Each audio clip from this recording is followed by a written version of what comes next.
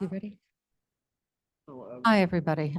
It is 4:06 and I'd like to bring the Kane County Committee of the Whole to order, please. Clerk, could you call the roll?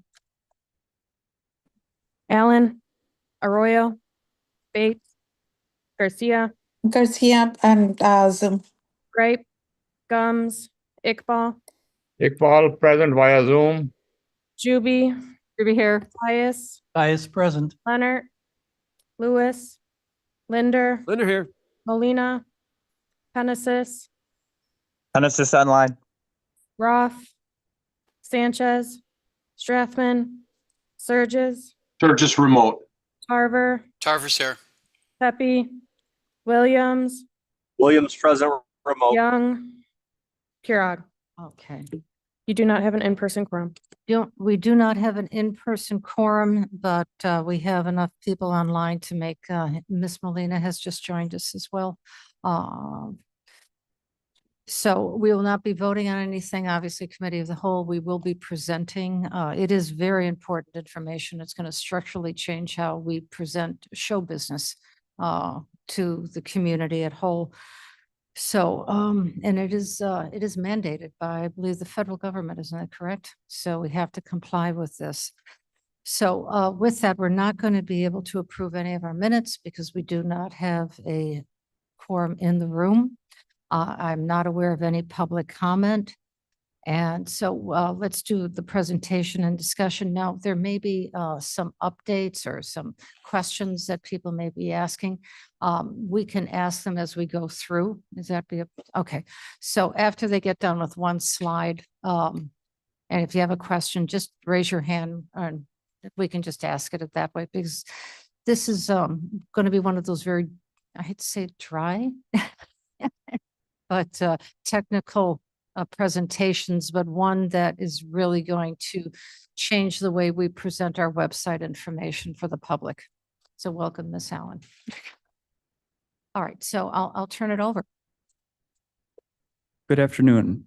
My name is Adam Tedder. I'm from the IT application department.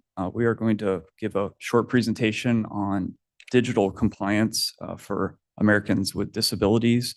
The Department of Justice has asked us to be prepared by April 24th of this year to have all of our public facing websites be to a AA level standard. So I'll go to the first slide here. The overview of this is in April of 2024, the U.S. Department of Justice issued a final rule under Title II of Americans with Disabilities Act, short for ADA, requiring state and local government websites and mobile applications to comply with new web content accessibility guidelines at the AA level. This rule aims to ensure that digital content is accessible for individuals with disabilities, enhancing equitable access to public services. We've provided a few resources at the bottom of this slide that gives the much more detailed version of all of these rules at the AA level.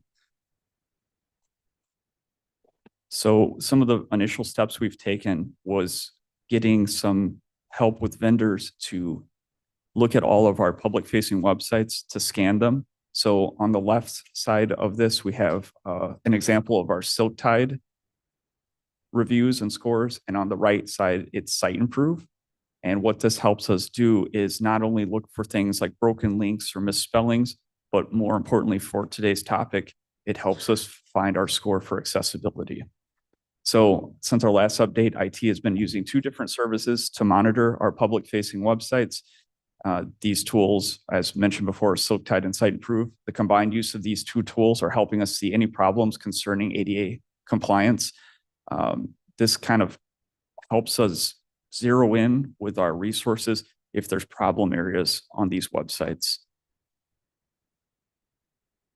Here's some of our progress completed to date. We've really worked on how our websites are built and making sure they're following these new rules. So contrast between the text on the pages, the web links, making sure they're fitting into these new mandated requirements. We have been meeting with offices and departments to talk about the new accessibility requirements and to answer their questions, help them plan, especially with how they put content on their website. So documents, new web pages, what they want to display to the public. We've been going over those pages, if they should remove them or archive them or rework them. We've been looking into training and education. We've participated in various webinars to stay informed on any changes to this guideline. We've looked into licensed software that includes training for offices and departments about creating new documents. We've been working with vendors like Adobe to get their recommendations on how to make more compliant PDFs. And we've been assisting departments in questions with the help of State's Attorney's Office to just do our best to learn more and answer any questions they might have as we prepare to make our websites more accessible. One of the big topics that have been coming up is making a decision when it's time to archive past materials. So here's an example that gets pretty specific about a rule which talks about how the new guidelines help us make a decision about if something needs to be archived. So archive can mean that you take it off your website and you store it internally, or it can mean that you show it on the public website marked literally with the word archive next to it. And what that means is if this document was created prior to this upcoming deadline, it might have a chance to be grandfathered in and not have to apply to all of the new rules. Anything created after this deadline will have to follow all of the new guidelines. So this is a very, very specific example, but it talks about that the document has to be created before the date of this upcoming, has to comply before April 24th of this year. The content has to be kept for only reference, research, or record keeping, which is another way of saying it can't be active instructions to the public. If that's the case, this document or web page has to be as compliant as possible. It can't be grandfathered into past information. And the content is kept in a special area. So that's when we'll write archive next to it. And then in the back end, if it's like a PDF library, we'll make sure it says in the folder's name that it's archived. And then the last thing is the content has not been changed since it was archived.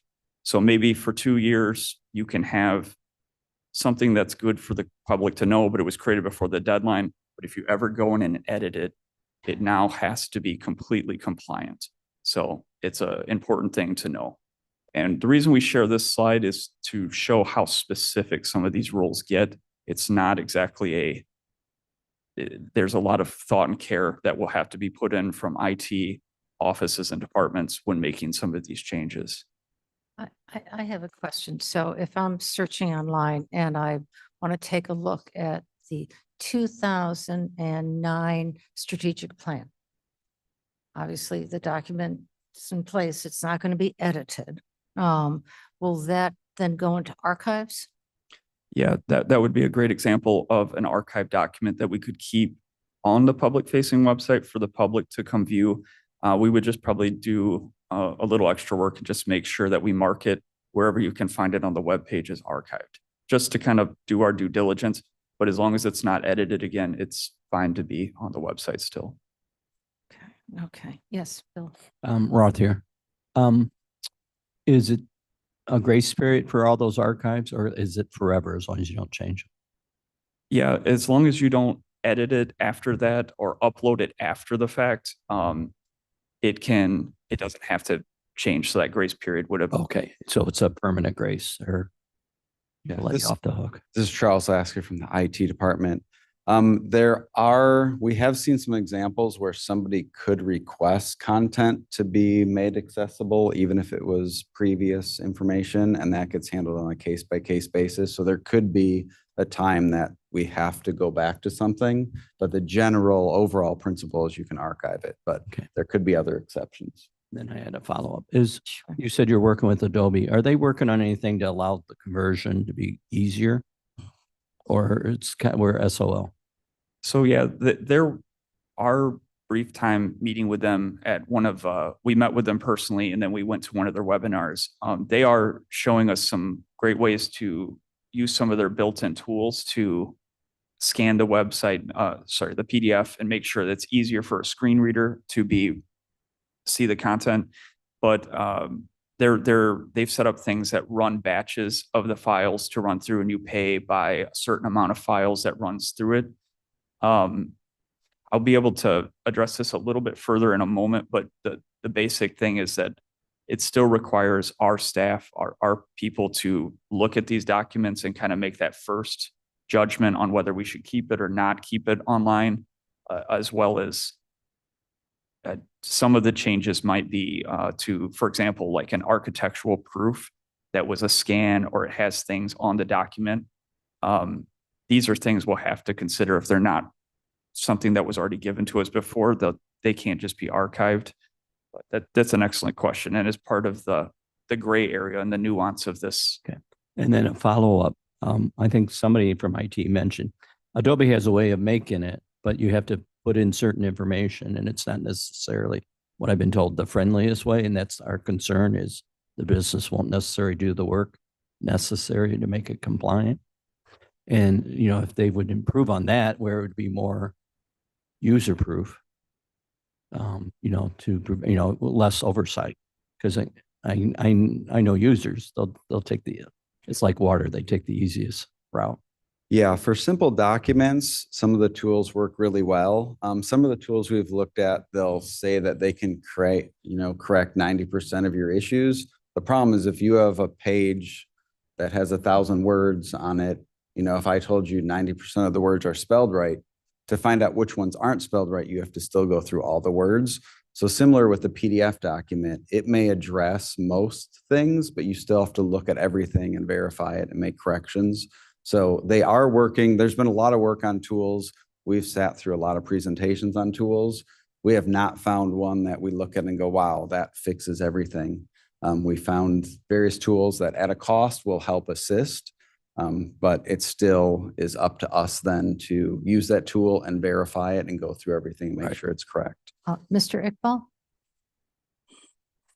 Mo?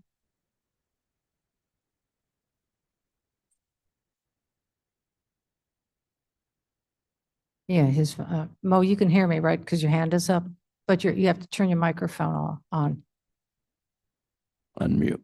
unmute. Okay, it's on now. Okay. Madam Chair, I have several questions. When I got this agenda, it was about ADA web, so I thought it must be for some disability. But this is not about disability, it's about record retention. No, it's not about record retention. Charles, you want to explain why?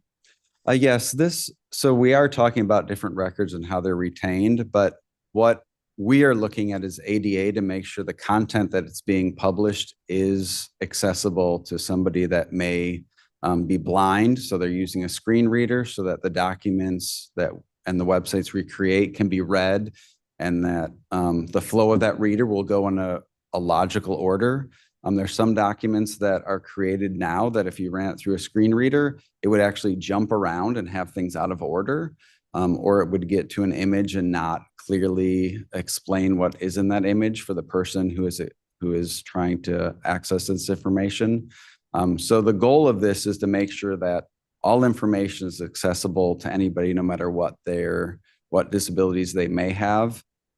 So if they have different issues with their eyesight, that's why some of the contrast requirements are in there. If they can't see, that's why you have to make sure things are set up appropriate for a screen reader. So we are talking about archiving, but that is just in reference to what is kind of exempt from us making these changes. But going forward, these changes will affect everything and will be related to ADA compliance. So if I can just quickly summarize, my understanding is that any new document created after April 24th has to be in compliance.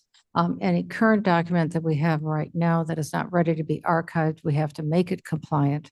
And then historical documents, we put in an archive and mark it such, and you can't touch it. I mean, you can't amend it, because if you amend it, then it goes into April 24th, and then you have to go in compliance with it. Yes. Yes, and in addition to that, other decisions can be made, which we'll address in this presentation. Like if, for instance, you thought that a PDF that won't be compliant would be better off now as a web page because it's important for the public to view that information. by turning into a web page, it will now be more compliant because you're converting it. So you're maybe making it follow this infrastructure we've built on a lot of the websites, so that if someone that has a disability that requires a screen reader comes to that page, instead of it trying to read maybe a PDF that will jump around like Charles just explained, it will now just read it as a web page from top to bottom. Okay, okay, excellent.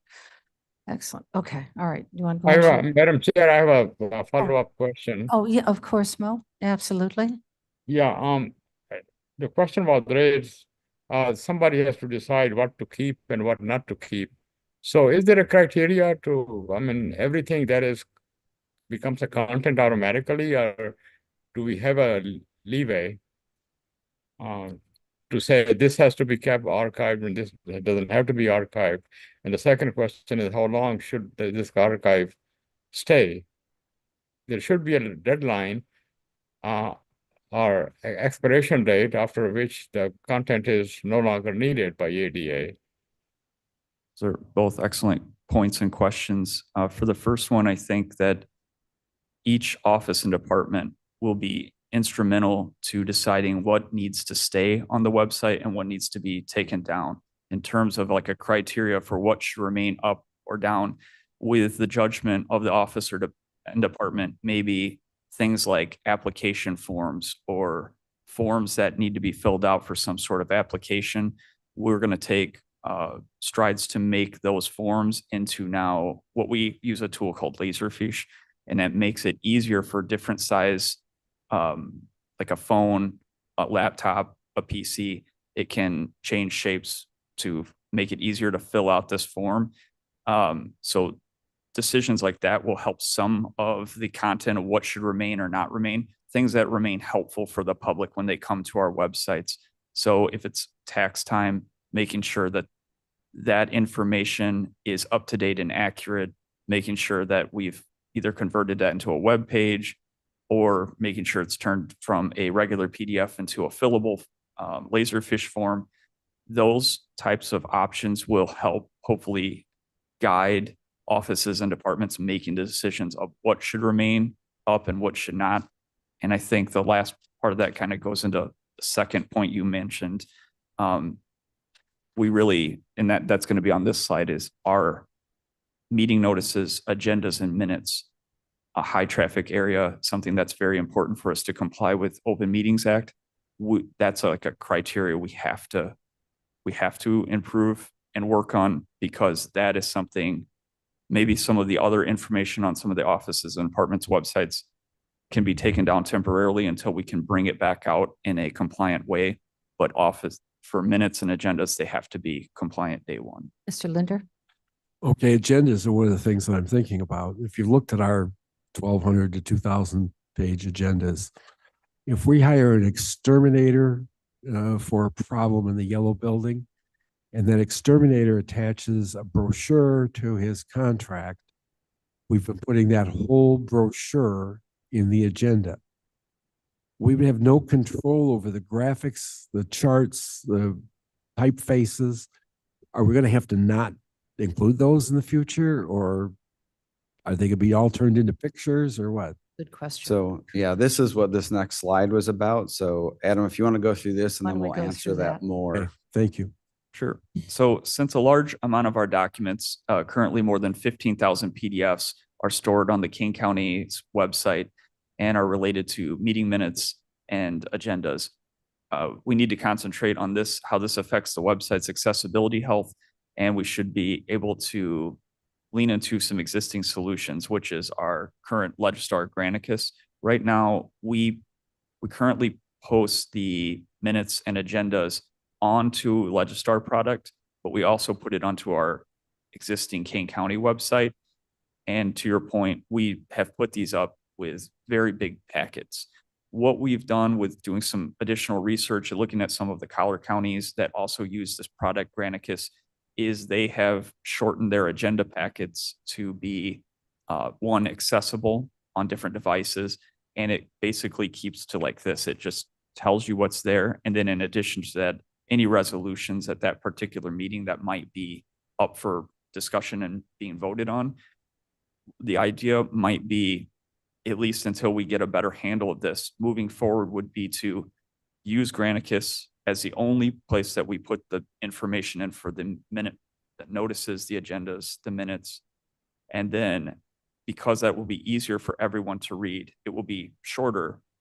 And then if the county board requires more of that information that you already have become accustomed to learning more, that would still be able to be provided, but it just would no longer be provided on the public facing website without a request. Okay. Yeah, the agenda packet has been one of the most stressful things for us as we're looking at it, because as you mentioned, you get bid responses.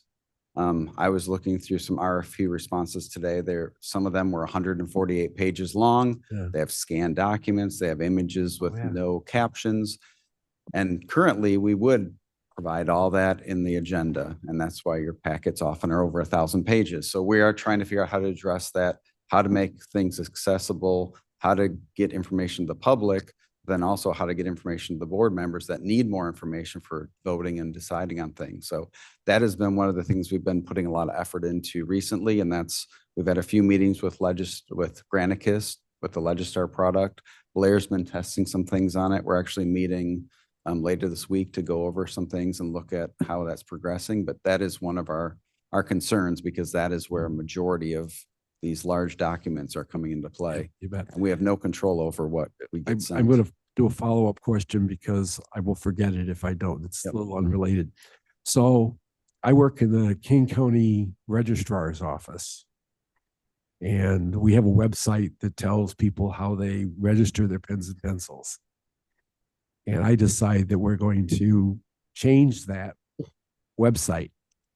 Is there going to be a piece of software that's going to tell me, no, you can't do that? Or are you guys going to have to keep scanning all the time?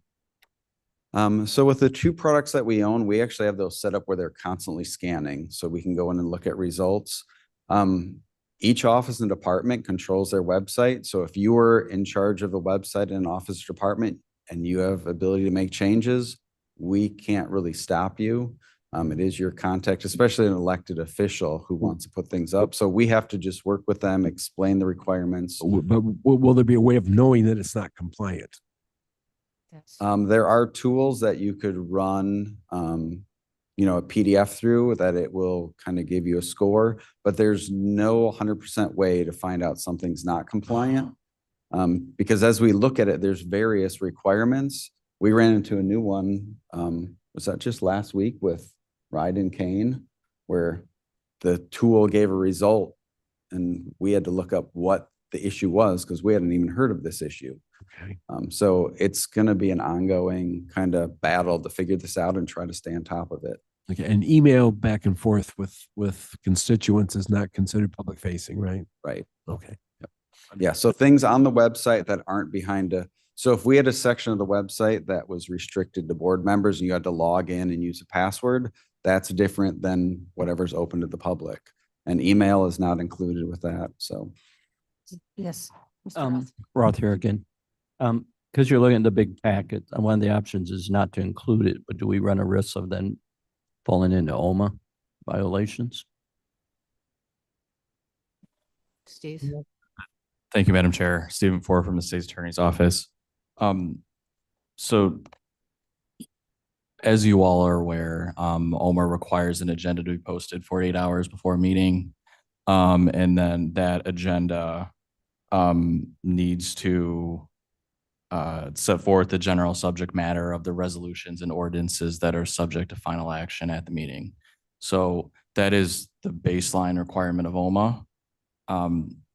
That said, there's still, the spirit intent of OMA that the county board probably wants to be mindful of, but I think balancing that with the requirements under this federal rule are what makes this complicated. And we're obviously here to help find what is best for the county and meeting both considerations.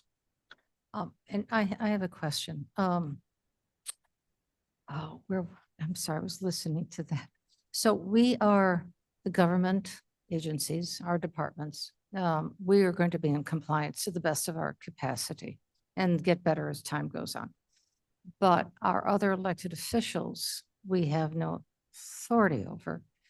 So although they too have to be in compliance, they could choose yes, or some, or none, discretion, at their own discretion. What's our liability?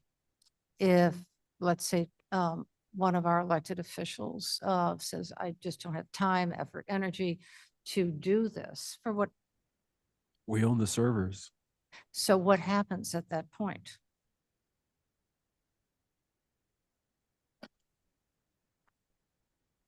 I think that's a reason why IT's been working so hard to explain, you know, what these requirements are, why they're important for the county as a whole to follow. Because ultimately, at the end of the day, you know, there's a lot out there in terms of how this will play out that I don't think many people involved with this on the technology side can foresee. So where it's delineated how responsibility would fall is not clear right now, other than the fact that this applies to state and local governments and they need to follow these requirements. So it applies to everyone. Mm. And that's why IT, I believe, has worked hard to collaborate with departments and elected officials to explain what's expected and what's required. I'm not concerned about departments because they will be compliant. But I feel that each one of our chairs of the committees will make sure that that does happen, and we'll know if it doesn't. But I understand that I don't know whether the IT support, I know you support IT throughout the entire county, but just to make sure, that was just a rhetorical question, to make sure that they're doing everything they can as well to match this compliance need by the 24th. And we have met with offices and departments, and everybody we've met with is interested in following this. Good. There is a lot of confusion because it's complicated to understand and you start getting into Absolutely. nuances. But so far, we have not had pushback where somebody's saying they're not going to do it. A lot of the questions are just trying to understand it and understand the changes it'll be for them. But everybody we've dealt with is wanting to work with us and seems to appreciate what we're sharing and wants to be in compliance. I can imagine the courts, it's just very complicated with. Yes. We're having meetings with the courts right now and having different work days where we look at the websites with them and start discerning what content they have. So to echo what Charles just said, there's a definite interest in doing the right things. And I think we're starting to see that. It's really just going to come down to making sure we're being thorough and we're making sure that things are staying easy to access, navigate for the public, but also taking into considerations that things might have to temporarily change or go down until we can bring them back out. Okay, very good. Thank you. All right. Why don't we go on to our next slide? This just kind of goes along with what we were just talking about, but concerns with agenda packets. We basically just covered this, but just to go over this, it's important to stress that one of the biggest challenges is the agenda packets. Due to their sheer size, offices and departments are responsible to have the final authority over the content within the agenda, bid responses, contracts, documents, quotes, invoices, including presentations from internal and external groups. Ensuring this large amount of data would be compliant will be challenging.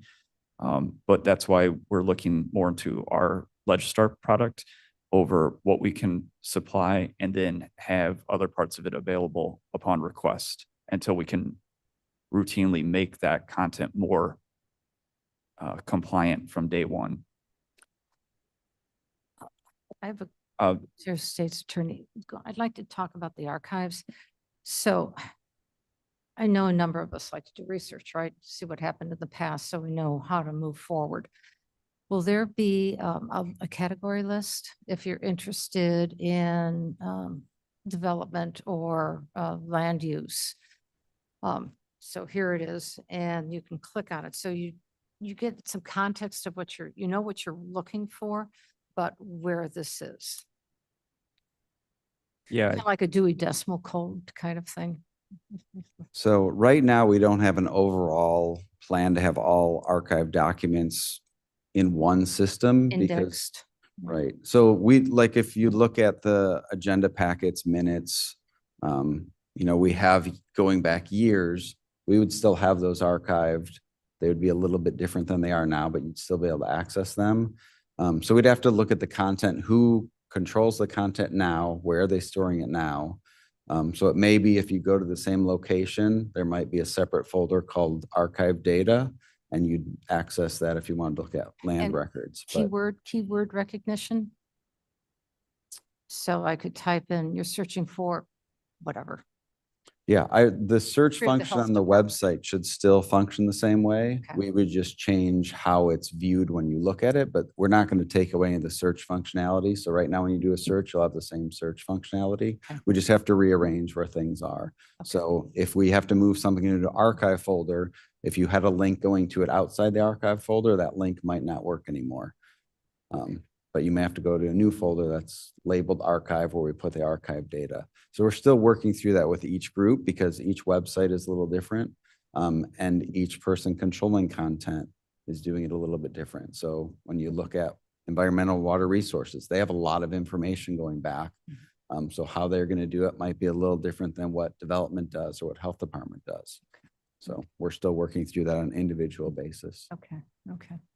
All right. This next slide handles something we've heard from a lot of our vendors, including Adobe. It's creating an ADA accessibility statement. So IT and State's Attorney's Office has been collaborating to create an ADA accessibility statement that will inform the public on our plan to continue to improve all websites and keep an open communication to listen to the public should they need any special accommodations for any of our public-facing websites. We're also creating a new Laserfish form, a fillable form that will allow the public to let us know if there's any trouble areas on the website or any special accommodations they may need. We're hoping to have this ADA statement go to the board as a resolution to be approved. Also giving a chance, hopefully by this week, to send this to all offices and departments so they can just look at it and give us any but we've been vetting this through with State's Attorney's Office.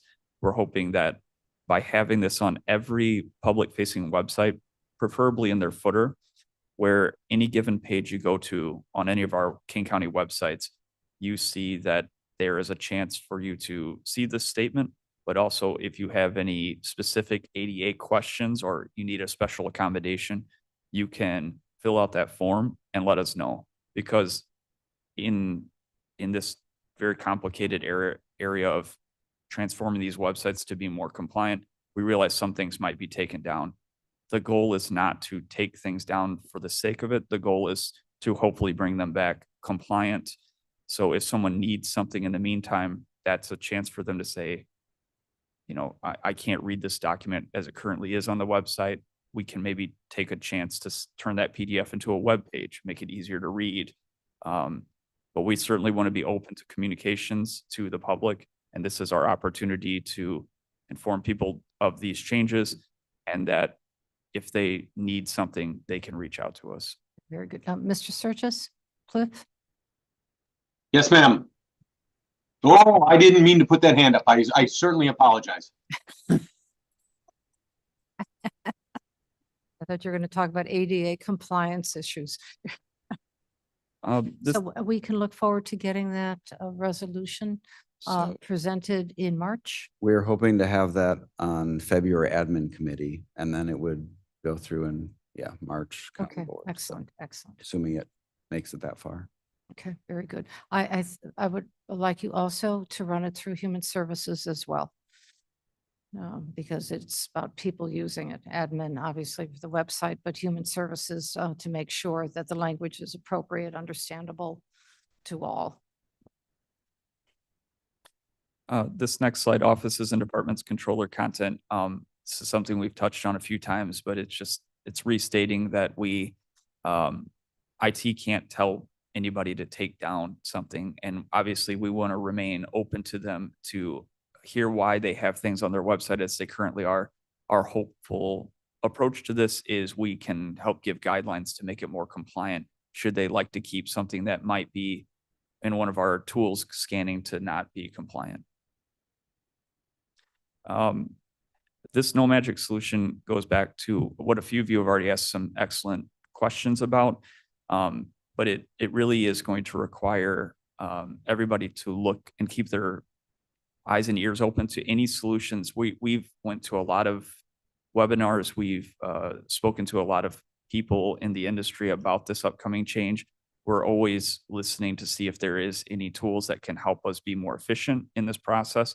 But what we're finding is that ultimately we need to be vetting this information, making sure it's up to date, accurate, helpful for people coming to our websites, getting this information, but also making these more delicate decisions such as, is this really the best format that these set of instructions or this form can be? Is there any chance we can make it more compliant?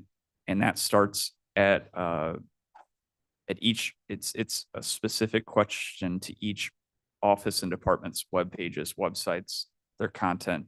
So certainly if anybody hears of any other solutions or tools, IT will be open to listening and doing that. But what we're finding is that there is no solution that will remove the human part of vetting these websites to make sure that this content is up to date and that we're making the proper changes. Adam, would it be possible at that February meeting for the two committees to show us what the before and after, the original that we're working with right now, and how it has changed? And even if it was just like 1 or 2 pages, so the board could see what the differences are? Because they may be very subtle or they may not be. I could certainly probably provide one of our, so we're using a tool called PAC, and it gives you detailed results of something. We could probably give you like a pre-scan example, like in a presentation, and then what it looks like afterwards. And then probably another example would be, we were working on some forms on the court services website where we just turned the form into a web page. Okay. Maybe that would also be like a good example to show what kind of decision-making is happening. Okay, good. I think that would be just a kind of a show and tell to see if there are recognizable differences. I do know that all photographs or images have to have a disclaimer or some kind of explanation underneath them. Isn't that accurate? So all images need to have an alt tag on them. And what that means is alternative text. So if you are someone that cannot see and requires a screen reader, or for some reason the web page doesn't load, it'll show you what should be pictured instead. That's important to let people know what should be in that area if for some reason the image didn't load, or if you are someone that requires a screen reader to see the page.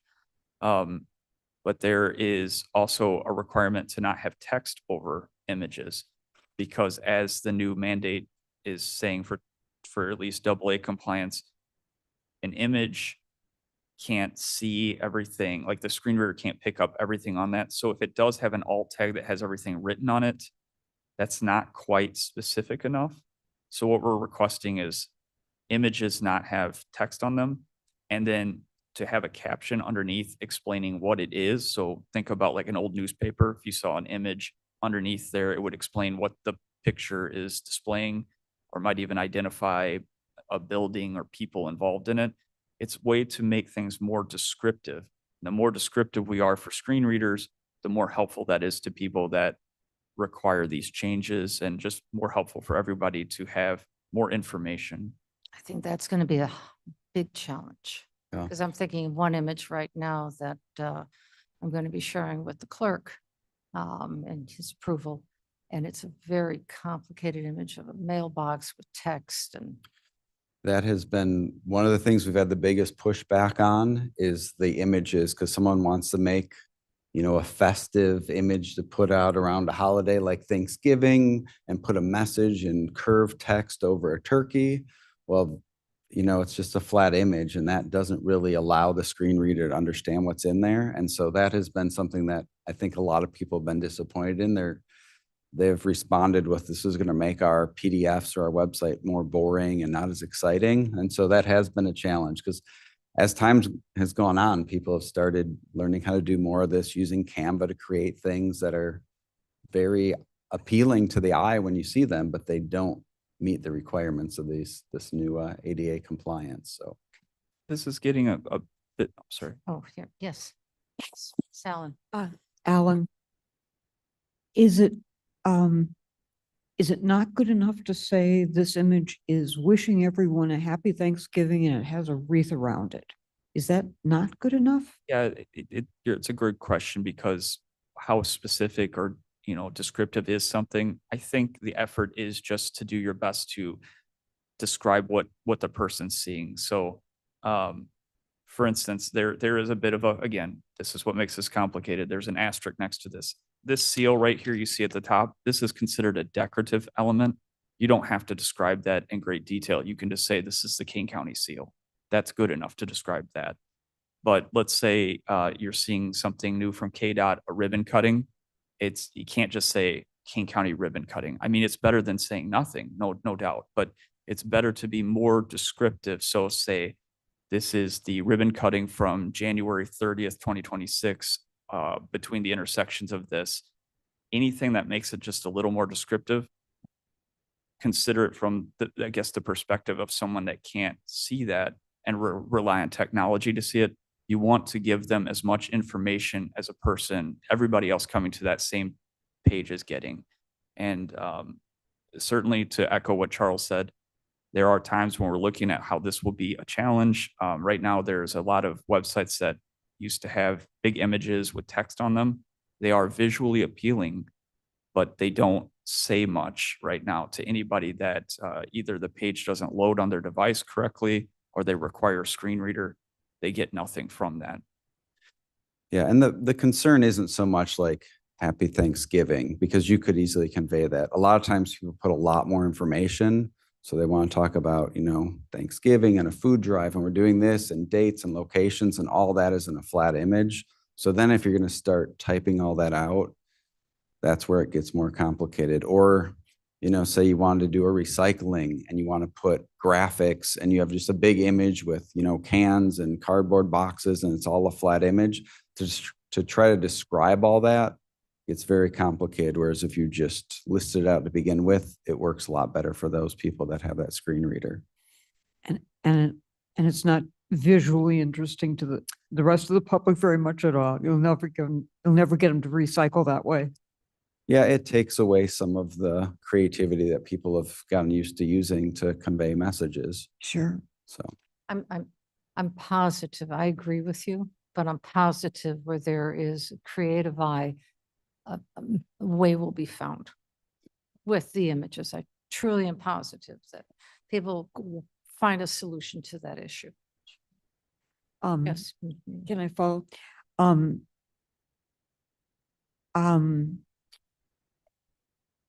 I don't know that somebody like me recognizes a 150 Ford truck from a 350 Ford truck.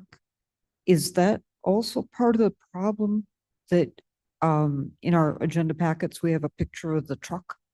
And should we just tell people to not use pictures? Because So, yeah, the part of the issue with the agenda packet and that picture of a truck is when we get the quote back from the vendor. Yeah. If we do a bid, they include the pictures. Yeah. So the pictures are in there.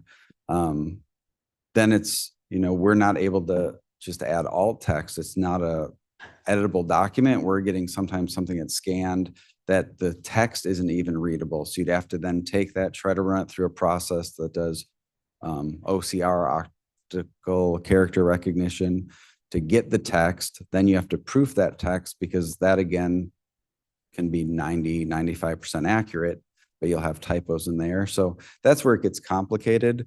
If you had a picture of a truck and the fact that it's a F-150 versus F-250 versus F-350, if that doesn't matter in the image, if you're just trying to say, building management has 2 new trucks for plowing snow, if the message you're conveying is that's the text you'd put. You don't have to say, and Matt Walker is wearing a blue hat and brown boots. Those details aren't what the message is conveying. So you look at the image and you convey in text what you are conveying generally to the public with the image. Here's the new trucks that building management was able to purchase, or whatever it is. So you don't have to get super detailed, but when it comes to the agenda packet, the problem is there's all kinds of images and it's not our document to correct. If it was our document, we would just delete the truck and have the prices listed and not have all the other options that we're not using, but usually they give you everything. I think back to that AT&T contract, that the question came up, why are we paying for hold music? Because it was every possible option. We weren't using all those options, but everything that was bid out was in that list. And so if you have graphics and other things, it's all just there and we don't have control over taking that out. So that's where the packets get tricky and the images and the scans.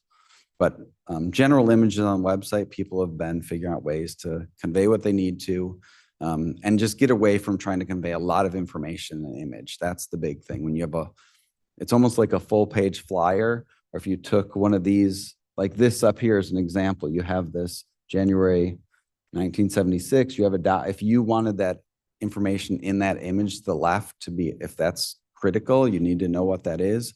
You have to describe all that, describe who's up there, describe what's here. But if all that information was something you want people to read about an event, that does not work well for them. So you'd lay all that information out. You wouldn't just have an image of an invite that's kind of set up that way. You'd want to put the text in clear text that can be read.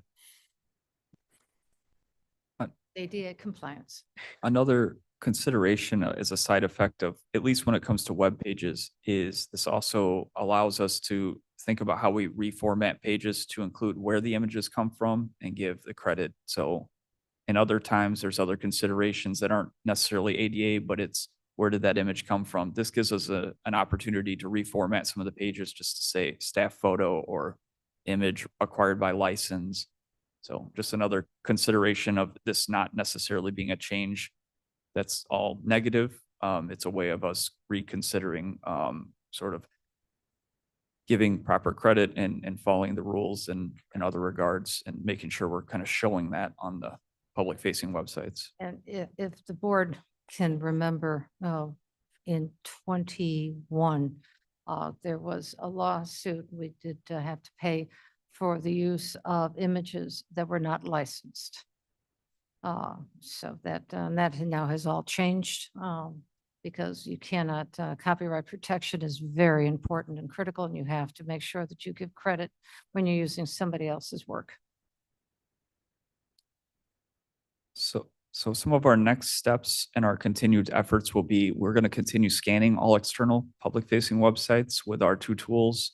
We're going to continue to meet with staff, offices and departments on all of their content, website questions, and how archiving will continue. Carefully consider where the most content will be funneling into websites and ensuring that the content is compliant and that staff are aware. So we're already getting this. We've already been meeting with a lot of people over the last several months, and they're always asking very good questions, which is, how can I consistently make this compliant? So we do our best to look at the case by case, scenarios and then try to come up with guidelines to say, usually, as I think Mr. Kaya said last time, make it very plain. And that is usually kind of the ground rules to follow.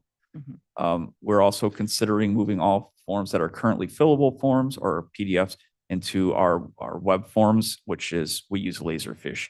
I think that's a really important step, and one that we've already been doing for the last several years, but we will now ramp up to make sure that we are getting all forms that are fillable that will remain on the websites will be in this tool, not only for compliance, but just for the ease of use for the public. Good. That's very good. This slide goes over the potential consequences. Even we're not entirely clear on how some of this would come about, but if we were found in violation and it was decided that we were being negligent, it says if we were non-compliant with WCAG 2.1 is considered a violation of Title II of the ADA, which requires government entities to provide equal access to services, including digital platforms. a government's non-compliance with WCAG 2.1 could result in a lawsuit filed with the DOJ or private persons against the government entity with possible penalties being an injunctive relief, awarding of attorney fees, and or being fined up to $75,000 for an initial ADA violation and $150,000 for subsequent violations. It does come with a big penalty, potentially.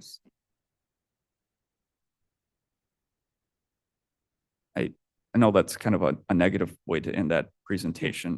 But I would like to say that one thing to consider is looking at this is giving everybody an opportunity to look at their public facing websites and think of it like spring cleaning. Think about how you can make these websites more accurate, up to date. I think everybody is very busy that has a website, office and department, but it's an opportunity for everybody to look at their websites. Some things can maybe be pared down. Some things can maybe be explained even more, but it gives everybody an opportunity to look at their websites and make improvements. I think that there is some, instead of looking at it just as what we're required to do, it's an opportunity for us to clean things up and make things better. Now, Mr. Iqbal, you have a question? Yes, Madam Chair. My question is, can we get a copy of this ADA requirement that are being discussed? Since I'm not there in person, maybe you have distributed already, but to those of us who are remote, is it possible to send a PDF to us sometime? You would like a copy of the actual ADA compliance ruling? Is that what you're looking for? Yes, ma'am.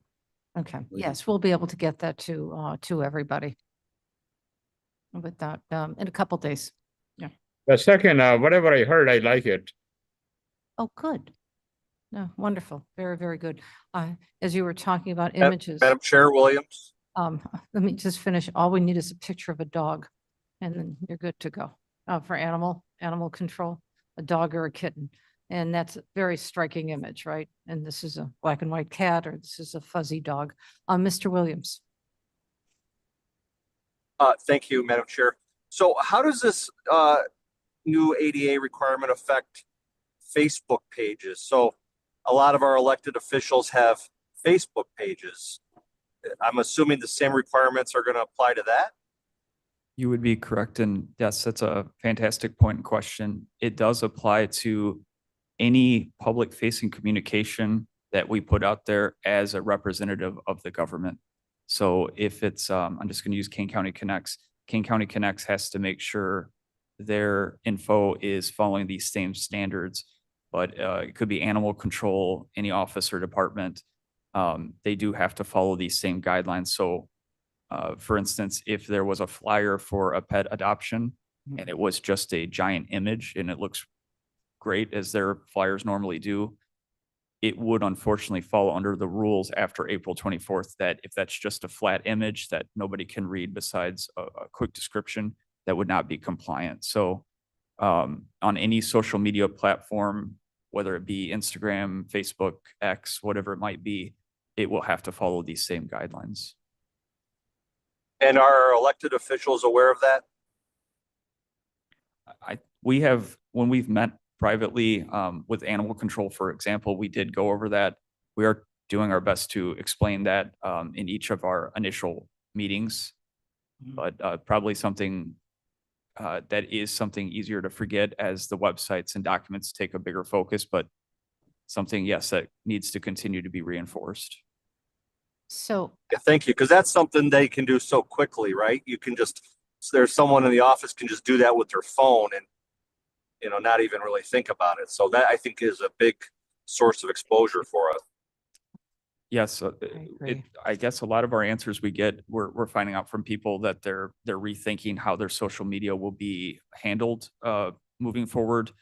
You're right. The ease of quickness to post content is even more of an issue than it will be on a normal website. So yes, that's something that a rethinking of how content is distributed. Maybe certain platforms that are just text-based already will be helpful, but anything that you can add an image to especially will need special reconsideration. if you're posting a newspaper article, That would also with image and text that's embedded in the newspaper articles. So you'll see, a fire on 31 or whatnot, with the image. So would you be posting a link to the newspaper article? Because if you're posting a Correct. link and they're going off to the newspaper site, then we don't, that's not our content. So a link Okay. to a newspaper article would be okay. If you're trying to capture an image from that newspaper and put the image there, then that would be a different story. But if you're linking off to the newspaper, once they go to the newspaper's website, that's not our content. We have no responsibility for compliance. Okay, okay. That raises a important point that on some of our other websites, like our health department website, we do have a lot of external links. So let's say that goes to a state resource where we have the expectation that they are doing their best to modify their websites to be more compliant. But if that is an external link, let's say to WebMD or a state, that falls under there. We're allowed to have an external link to them as long as our link as displayed on the page is compliant. They are compliant for the information on that other website. So we have, okay, one more question. We have the graphs on for the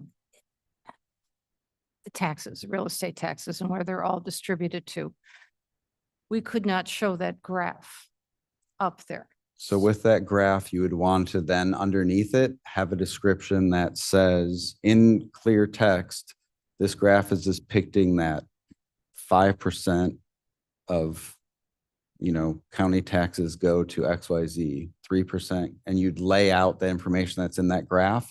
So somebody with a screen reader would know the content, because that image is made to convey a lot of information. So your text has to convey that information. Mr. Shepro? Well, yeah, Shepro, State's Attorney's Office. Ken, could you get closer to Mike?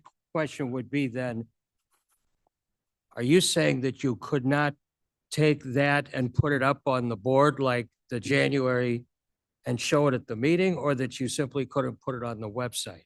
We're saying if you put that on the website, you would have to have that alternate text to Okay. explain it, because it's on the But you website. could still bring it and to the meeting and put it up. And what if your video that might be reachable on the website shows the meeting and there it is on the meeting? So right now, our understanding is that you do not have to go through and make text to describe everything in a video, because that would be very challenging. There are some rules related to videos. If you create a video, if you're publishing a video that you did work and it's not live, there's certain requirements like closed captioning and other things you need to do. If there's a live stream of video, there's less requirements because it's a live stream, but we're still working through some of those details. But our understanding is this is talking about information that's digitally distributed. That would be something that you have in person, so that doesn't follow that same requirement. The penalty provisions that refer to liability of the local government entity. If you have an independent elected official that is not subject to control by, let's say, the county of Kane, because he is the county elected dog catcher, so let us say, and he chooses to not being compliant, and he takes pictures and posts them of the dogs he's caught. You have no control over that. Is the county nevertheless potentially liable? Or is he considered the unit of government for that purpose? If we don't. That's a question I was asking, but well said, well said. Yeah. Thank you, Madam Chair. Stephen Ford. Ultimately, the regulations apply to a public entity, which is defined by the DOJ. So again, not trying to be evasive, but how this would play out, I think it's hard to foresee, given that this would primarily be complaint driven by, someone trying to access information, whether it's on, whether it's a county board agenda or a document on one of the various websites we have. So that's why it's hard to really answer the liability question, because, I don't think that either in the resources I've reviewed or, the conversations IT has had, anyone knows how this will necessarily play out. But given that this applies to public entities, it is in the best interest for the county, for anyone who puts web content on a county website or a mobile application to follow these requirements. And again, to kind of sum it up, that's why IT has been having all these meetings with everyone to make sure they understand what the rule requires and what those technical specifications are. So we can have our content be accessible to anyone who, may need these accommodations.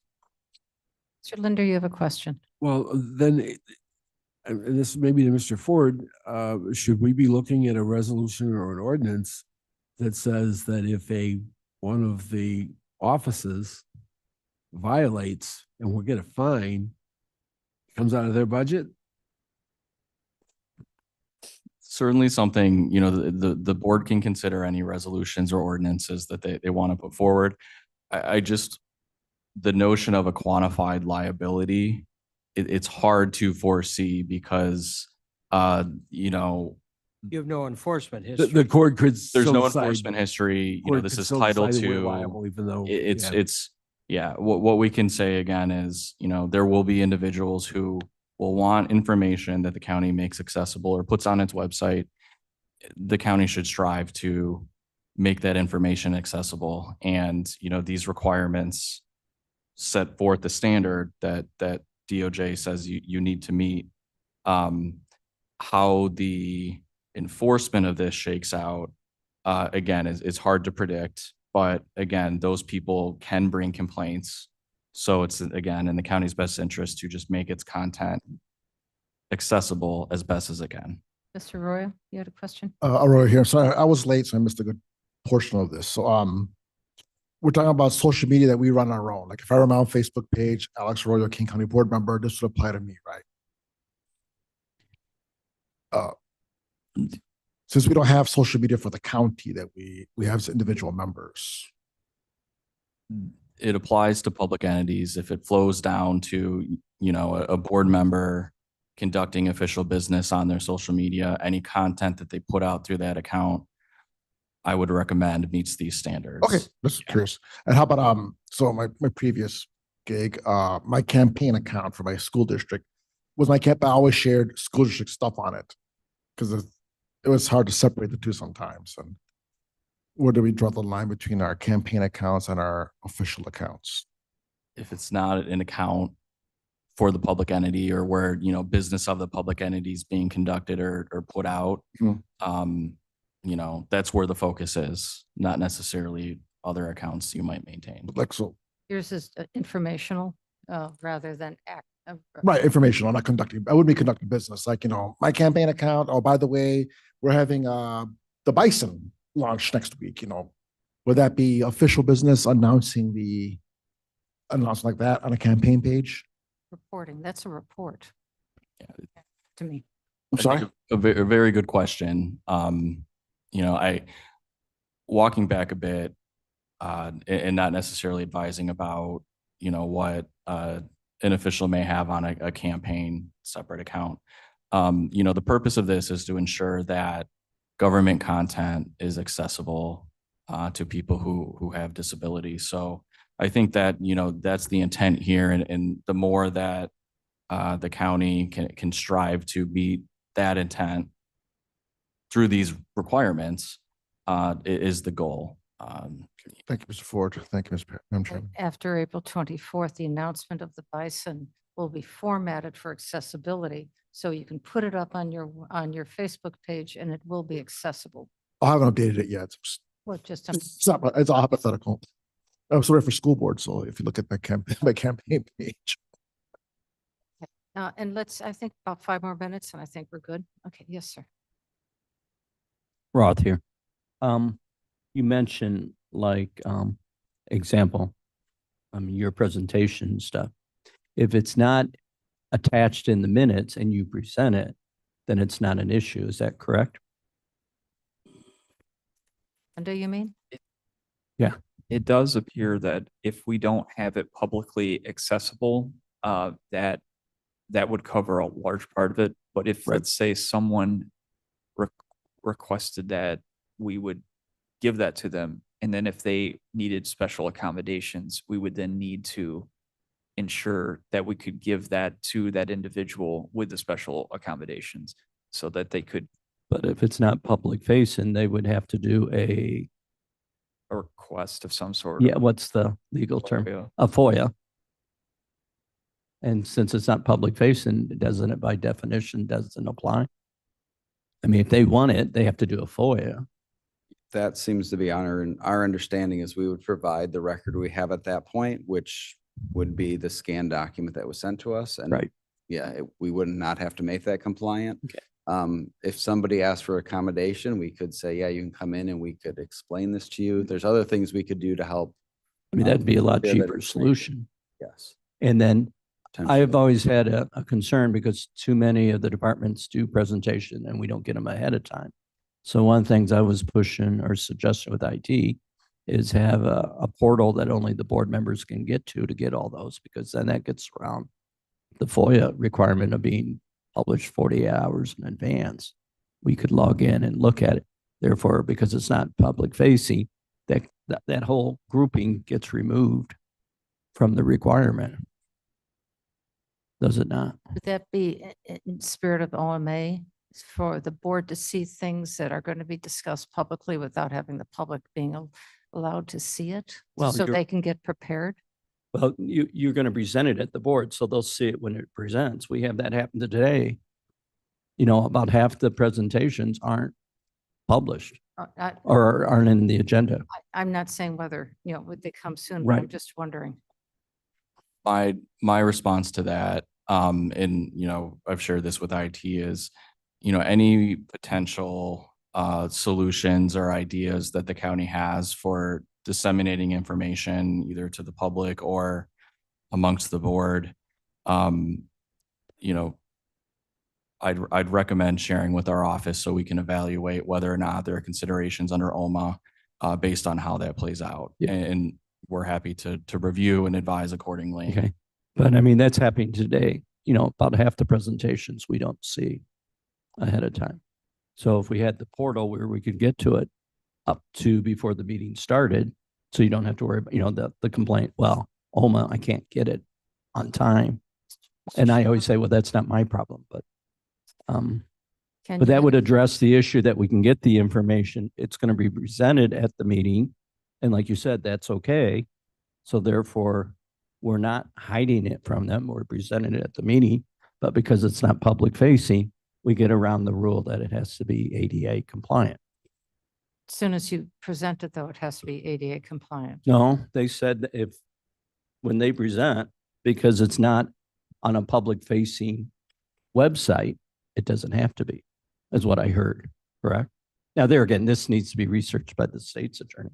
So Can- we're following the letter of the law completely, but We'll let Mr. Shepherd, you have a thought on Yeah, this? this is not a state's attorney comment. I'm not sure what it is, but it's not an official state's attorney comment, but Microphone then so we can. my experience has been, when you look at the history of every new enactment with respect to public information, public access over the last 50 or 60 years, there is always initially what I think we would call the parade of horribles, where people say, well, what if this situation, could this be such? And generally, I think experience would show that when there is no case law, no precedent, generally you end up with a fairly practical result. People don't get fined $1 million because an official that they don't control. You can't say that. The job of the state's attorney's office is to keep you out of trouble. And that means often that, they are very conservative as they are in this place. But it just, so saying, will this happen is virtually an impossible question to answer at this point, because there's no cases. And I suspect that the debates in Congress on the statute, are not going to be particularly enlightening to help a court decide what it's supposed to do.